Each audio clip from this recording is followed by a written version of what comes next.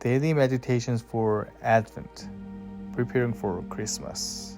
Richard Rohr. Luke 7:24. What did you go out into the wilderness to look at?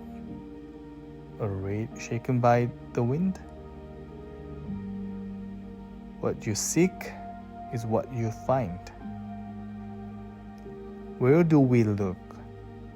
When will it come?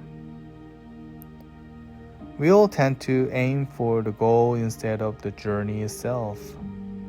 Spiritually speaking, how we get there is where we arrive. The journey determines the final destination. If we manipulate our way, we end up with a manipulated, self-made God. If we allow ourselves to be drawn and chosen by love, we might just end up with the real God.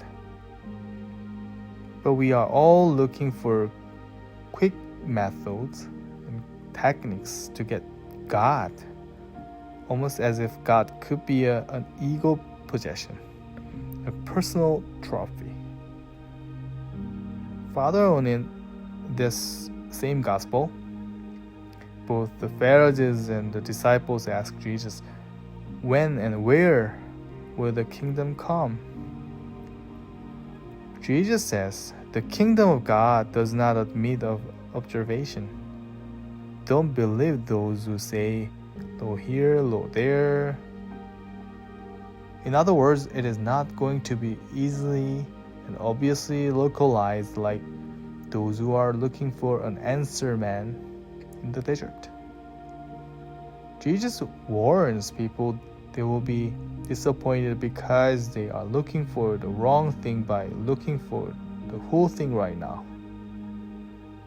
Jesus says, John is both the greatest and yet the least. The message is, yes, this is the kingdom, but it is also not entirely the kingdom.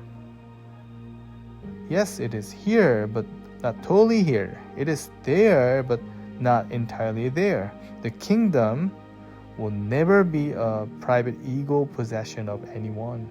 None of us is worthy, and in fact, worthiness is not even the issue.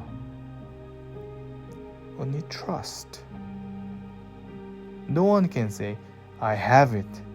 It is always an invitation, just enough to draw us deeper. Just enough of God to make us want more of God. But God is always in the driver's seat. You have not chosen me. I am always choosing you. But thank God, Luke ends the very passage by saying, the kingdom of God is in your midst. The gospel reveals that life is always a mixed bag, but a good mixed bag. The kingdom does not admit of full observation here. Only in eternity are all shadows resolved. Here we live in faith and trust in the in-between. Questions for reflection. In what ways does your goal orientation keep you from the journey to your goal itself?